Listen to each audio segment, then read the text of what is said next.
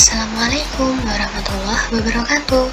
Berjumpa lagi dengan saya, Rahma Nur Fitria, mahasiswi Universitas Islam Negeri Wali Songo Semarang, Fakultas Ilmu Tarbiyah dan Keguruan, Prodi Manajemen Pendidikan Islam. Video ini saya buat guna memenuhi tugas minggu ketiga PPL Mandiri Fakultas Ilmu Tarbiyah dan Keguruan. Nah, dalam video ini kita akan membahas tentang katalogisasi. Nah, apa itu katalog? Kemudian apa itu katalogisasi? Mari kita bahas bersama-sama. Nah, dalam video ini kita akan membahas dua pembahasan. Nah, untuk pembahasan yang pertama, kita ada pengertian katalogisasi, fungsi katalog, kemudian ada tujuan penyediaan katalog, yang selanjutnya ada jenis katalog. Nah, untuk pembahasan yang pertama, pengertian katalogisasi, mari kita bahas bersama-sama.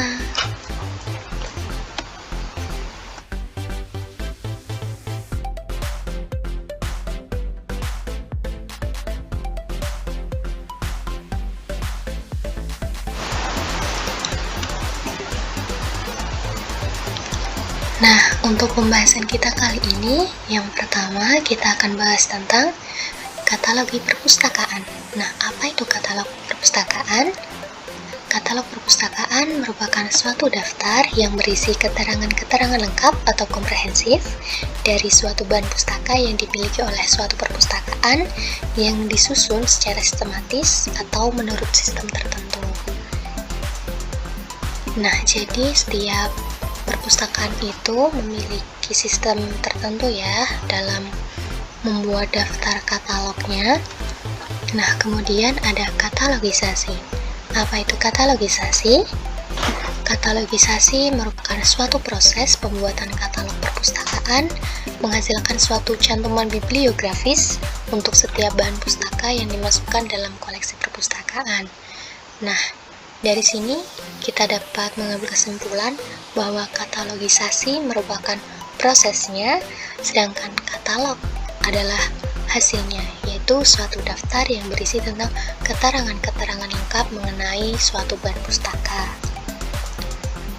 Nah, untuk pembahasan yang selanjutnya, kita akan membahas tentang fungsi katalog. Nah, apa saja fungsi katalog? Mari kita bahas bersama-sama.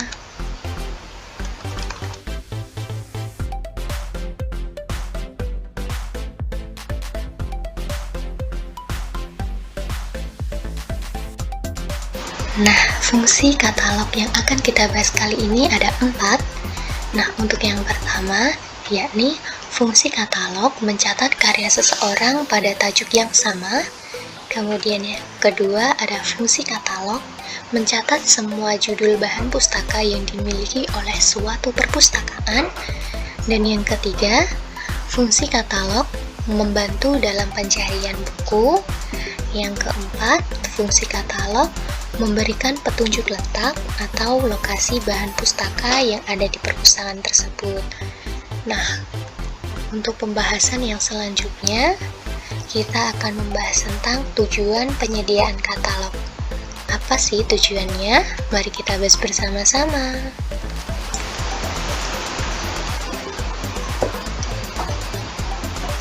Nah, untuk tujuan dari penyediaan katalog, yang pertama ada memberikan kemudahan kepada pemustaka dalam mencari atau menemukan informasi bahan pustaka.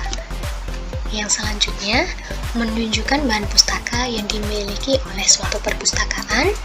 Dan yang ketiga, membantu pemustaka dalam memilih bahan pustaka yang sesuai dengan keperluannya.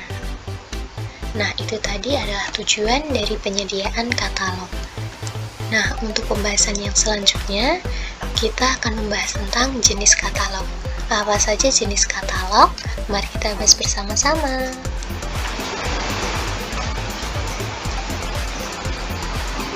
Nah, untuk pembahasan jenis katalog, di sini kita ada 4 jenis katalog. Nah, untuk yang pertama, yakni kita ada katalog buku. Nah, apa itu katalog buku? Katalog buku atau printed katalog yaitu katalog yang dibuat dalam lembaran-lembaran kertas yang dibukukan dan setiap lembarnya berisi beberapa entry. Nah, yang kedua yakni ada katalog berkas. Apa itu katalog berkas?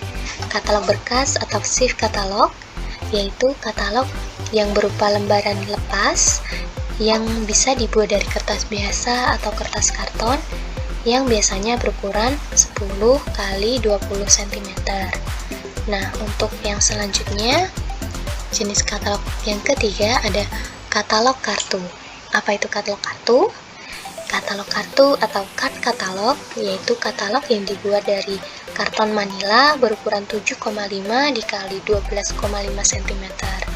Nah, untuk perbedaannya dari yang sebelumnya, katalog ini yaitu setiap katalog memuat satu entry. Nah, untuk yang keempat yaitu ada katalog opak. Nah, apa itu opak? Opak merupakan singkatan dari Online Public Access Catalog, yaitu katalog yang menggunakan komputer sebagai sarananya. Nah, untuk pembahasan yang selanjutnya, pembahasan kita yang kedua, kita akan membahas tentang prinsip katalog, kemudian proses katalogisasi, standar katalogisasi, dan susunan katalog yang terakhir. Nah, untuk pembahasan yang pertama, yakni prinsip katalog. Nah, apa itu prinsip katalog? Mari kita bahas bersama-sama.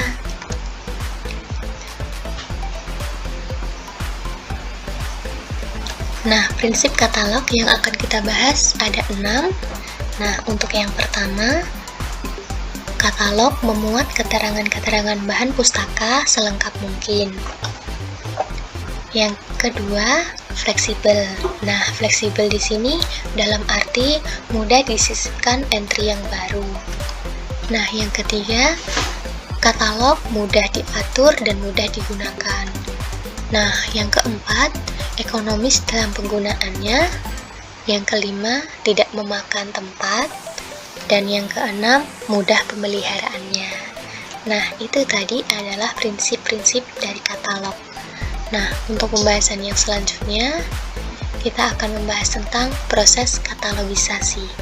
Nah, bagaimana proses katalogisasi? Mari kita bahas bersama-sama.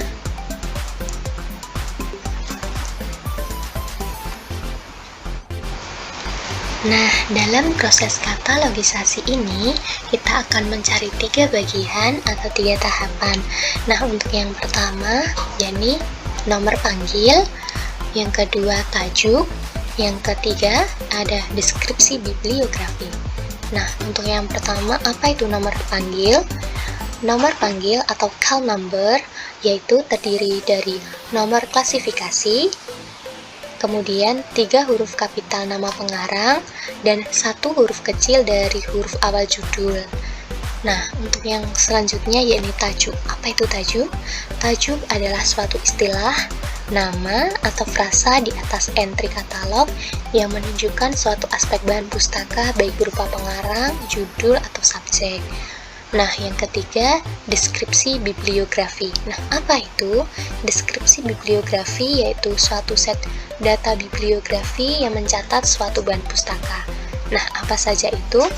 Yang pertama ada judul dan keterangan tanggung jawab. Yang kedua ada edisi. Yang ketiga ada daerah rincian spesifik materi. Yang keempat penerbitan dan distribusi. Yang kelima deskripsi fisik.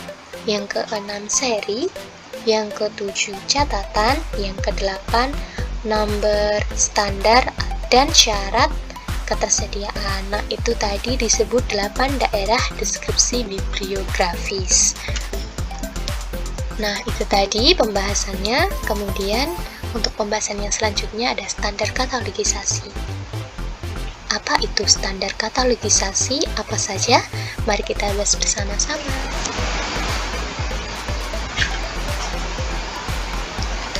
Nah, untuk standar katalogisasi di sini kita ada 3. Untuk yang pertama ada International Standard Bibliographic Description, dan yang kedua ada Anglo-American Cataloging Rules, dan yang ketiga Resource Description and Access. Nah, untuk Indonesia sendiri, kita mempunyai Peraturan Katalogisasi Indonesia. Nah, untuk pembahasan yang selanjutnya, kita akan membahas tentang susunan katalog. Nah, apa saja sih susunannya dan berdasarkan apa dan bagaimana? Mari kita bahas bersama-sama. Nah, untuk susunan katalog, yang pertama kita ada katalog susunan menurut kamus. Nah, apa itu katalog susunan menurut kamus? Jadi, katalog ini yaitu katalog yang disusun berdasarkan urutan abjad dari nama pengarang, subjek, dan judul dalam satu urutan, atau biasa kita sebut urutan secara alfabetis. Nah, untuk yang selanjutnya, yakni kita ada katalog berkelas atau susunan menurut nomor klasifikasi. Nah, seperti namanya, jadi katalog ini yaitu katalog subjek yang disusun menurut suatu urutan nomor klasifikasi yang telah ditentukan sebelumnya.